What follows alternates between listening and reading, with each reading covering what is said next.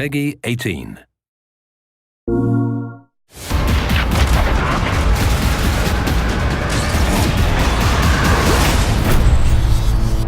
We are so excited for fans to get their hands on the first DLC of the season. We've been listening to your feedback, and we have so much more to come. We've got 4 intense maps and a brand new zombie experience.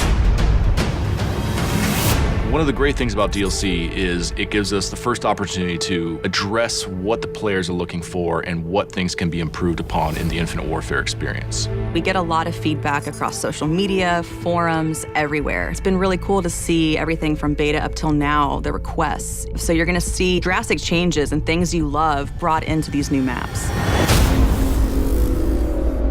Noir is a dark, grimy, moody Brooklyn from the distant future. On one side, you spawn under the Brooklyn Bridge, which is kind of gritty. And then the exact opposite side of the map, it's a little bit nicer. There's cafes and parks. And then in the middle, it's just a war zone. Neon is a virtual training simulator for urban warfare. It's a Z-shaped map with a long sight line down the middle, a high B point up on a ledge, and a close quarters area in a nightclub in the third lane. When you run around, cars will generate players. When they die, they will dissolve into a mess of polygons. It's a very interesting and fun space to be in. One of the maps in DLC 1 that we are pretty excited about is called Renaissance. It takes place in Venice. It's a very tight quarters, very fast gameplay. If you like to snipe, you're gonna love the church lane. If you like to run and gun with your shotgun or your SMG, you're gonna love skating through the interiors and engaging players. And if you're a mobile mid-ranger, you're gonna love taking your assault rifle onto the streets.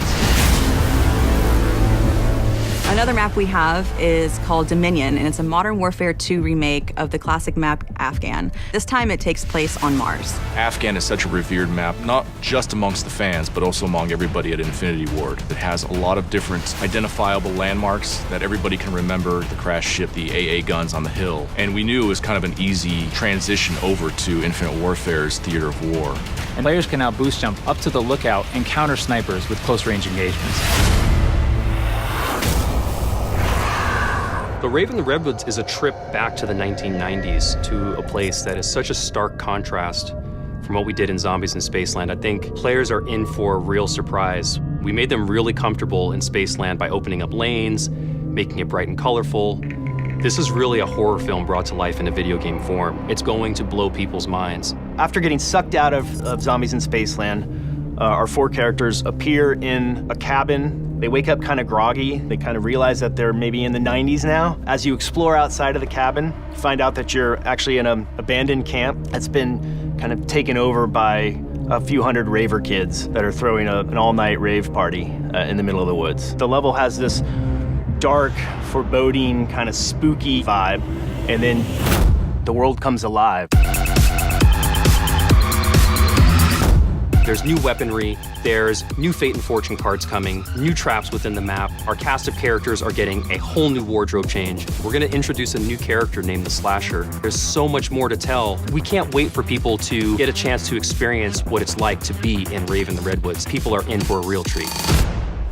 All of the devs here at Infinity Ward cannot wait for our fans to get their hands on the new content. The weapons, the quests, there's so much going into it. Fans are going to be super excited. Call of Duty Infinite Warfare DLC 1 pack will be available January 31st, first on PS4.